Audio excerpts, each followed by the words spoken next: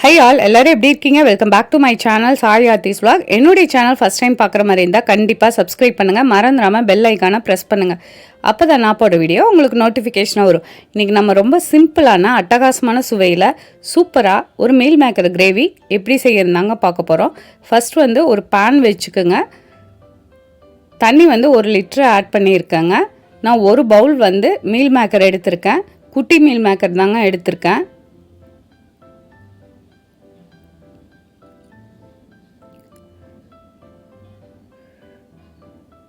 நல்லா மிக்ஸ் பண்ணி விடுங்க. ஒரு கொதி வந்ததுக்கப்புறம் நம்ம அடுப்பை ஆஃப் பண்ணிடலாம். இது பேச்சுலர்ஸ் பிகினர்ஸ் கண்டிப்பாக இதை ட்ரை பண்ணுங்கள். அவ்வளோ சிம்பிளான ரெசிபி, டேஸ்ட்டு சூப்பராக இருந்துச்சு. இது சப்பாத்தி ரைஸ்க்கு சூப்பராக இருக்குங்க.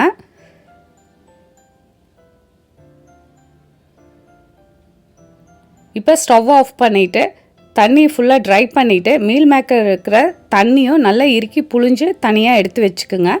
தண்ணி இருந்துச்சுன்னா நீங்கள் கிரேவி செய்கிறப்ப கொஞ்சம் தண்ணியாக இருக்கும் கிரேவி, அதனால தண்ணி நல்லா ஃபில்ட்ரு பண்ணி எடுத்துக்குங்க. இப்போ ஒரு குக்கர் வச்சுக்கலாங்க.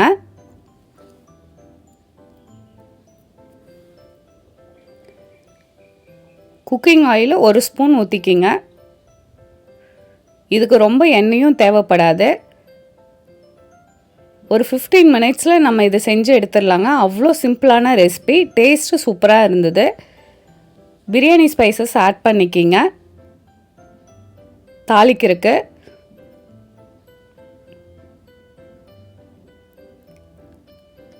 பெரிய சைஸ் வெங்காயம் 2 எடுத்து சின்னதாக சாப் பண்ணி ஆட் பண்ணிக்கிங்க. லைட்டாக மிக்ஸ் பண்ணி விட்டுட்டு கொஞ்சம் வெங்காயம் கலர் சேஞ்ச் ஆனதுக்கப்புறம் நான் தக்காளி 1 ஆட் பண்ணுறேங்க.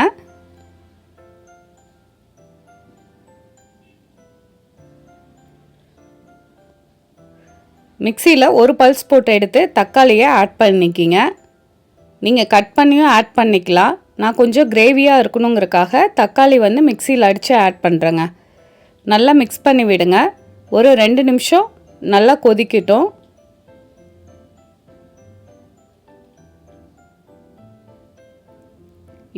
இப்போ மசால் பொடி ஆட் பண்ணிக்கலாங்க. இதில் மல்லித்தூள் 1 ஸ்பூனு, காரத்துக்கு சில்லி பவுட்ரு, ஜீரகப்பொடி 1/2 ஸ்பூன் ஆட் பண்ணிக்கிங்க. மஞ்சத்தூள் தேவையான அளவு உப்பு ஆட் பண்ணிவிட்டு நல்லா மிக்ஸ் பண்ணி விடுங்க.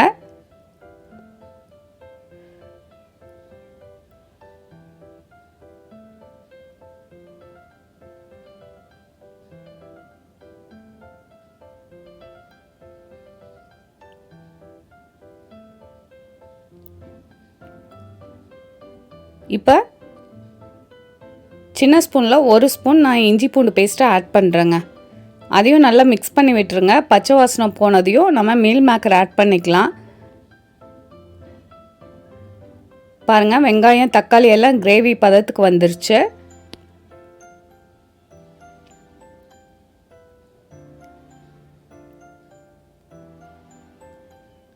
மீல் மேக்கர் ஆட் பண்ணிவிட்டு லிட்டு போட்டு 2 விசில் விட்டு எடுத்தால் சூப்பரான நம்மளோட கிரேவி ரெடி. நல்லா மிக்ஸ் பண்ணி விடுங்க. கொஞ்சம் கெட்டியாக இருக்கிற மாதிரி இருந்துச்சுன்னா தண்ணி கொஞ்சம் ஆட் பண்ணிக்கிங்க, இல்லைன்னா தேவையில்லை.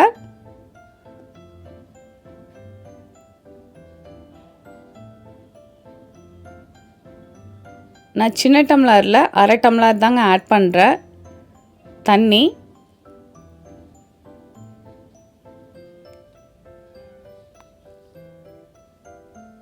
நல்லா மிக்ஸ் பண்ணி விட்டுட்டு லிட்டை போட்டு 2 விசில் விட்டு எடுத்துக்கலாங்க.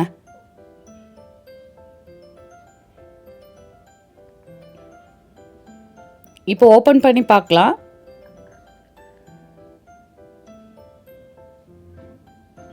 சூப்பராக ரெடி ஆயிடுச்சு பாருங்கள். நம்மளோட கிரேவி நல்லா திக்காகவும் இருக்குது. இந்த மாதிரி திக்காக இருந்தால் தாங்க சப்பாத்திக்கு சாப்பிட்றதுக்கு சூப்பராக இருக்கும். இது ரொம்ப ரொம்ப சிம்பிளான ரெசிபி தான், ஆனால் டேஸ்ட் அல்டிமேட்டாக இருந்துச்சு.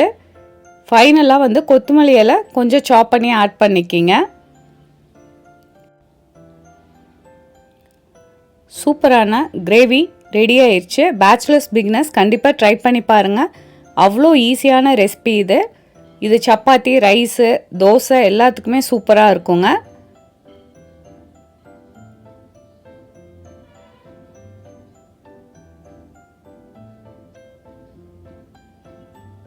நான் இன்றைக்கி இதை சப்பாத்தியோட சர்வ் பண்ணுறேங்க. இந்த வீடியோ பிடிச்சிருந்தா கண்டிப்பாக இந்த ரெசிபியை ட்ரை பண்ணிவிட்டு கமெண்ட் பண்ணுங்கள், உங்கள் ஃப்ரெண்ட்ஸ்க்கு ஷேர் பண்ணுங்கள்.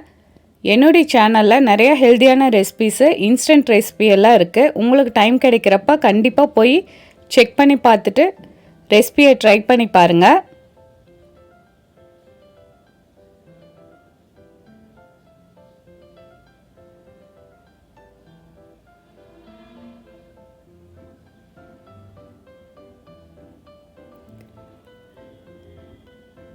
என்னுடைய channel Sai Aarthi's vlog like பண்ணுங்கள், ஷேர் பண்ணுங்கள்,